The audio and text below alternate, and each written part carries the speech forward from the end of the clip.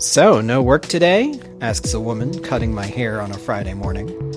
It's my day off, I respond, trying to be vague and hoping that there's no follow-up. Oh, and what do you do? She quickly tacks on. It's always an adventure, this innocuous question, because people are not expecting a younger adult to say that they are a pastor. And people's reactions run a very wide spectrum from flat-out disbelief that they can't get over to disgruntlement with their own church experiences. But the most common discussion that follows my answer, I'm the pastor at the Methodist Church in Red Bank. Yeah, it's the brick one right on Broad Street there. Yeah, as you're going down into town. Yeah, there's a preschool there. The most common conversation usually involves the reason that the person doesn't go to their church anymore, or to church in general. A sharing, maybe, of modestly sincere intentions to try to get back to church, also. It often feels like people are compelled to answer the questions that they imagine their childhood priest or pastor or church matriarch or patriarch would ask them. Where have you been?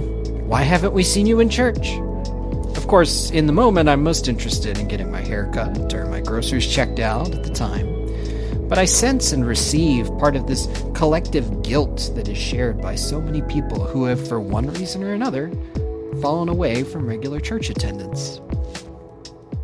Part of the prevalence of this response, I believe, is that guilt or societal pressure has been one of the church's main evangelism tactics over the last half-century or so. And when church attendance was a cultural norm, I think it was effective. As norms change, I'm finding that the guilt is still effective at making people feel guilty or unworthy. Not so much at getting them to attend church anymore, though.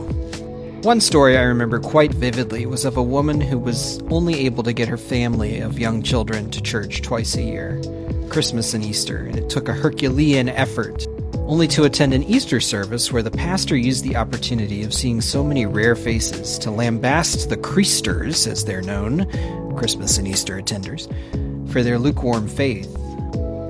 She still feels the weight of that sermon, but hasn't been to church since.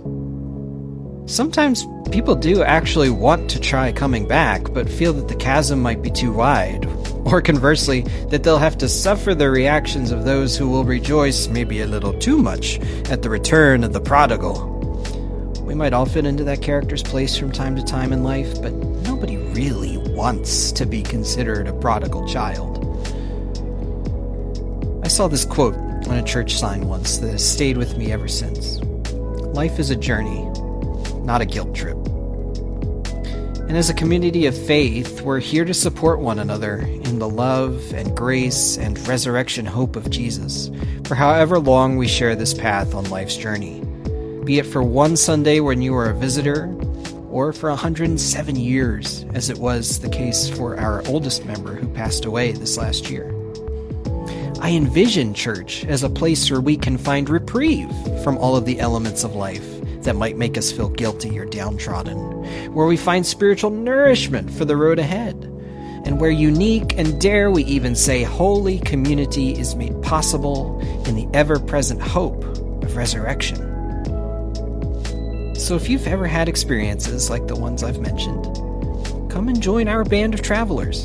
There's no need to explain anything. We're just happy to share however much of this path that we're blessed with together.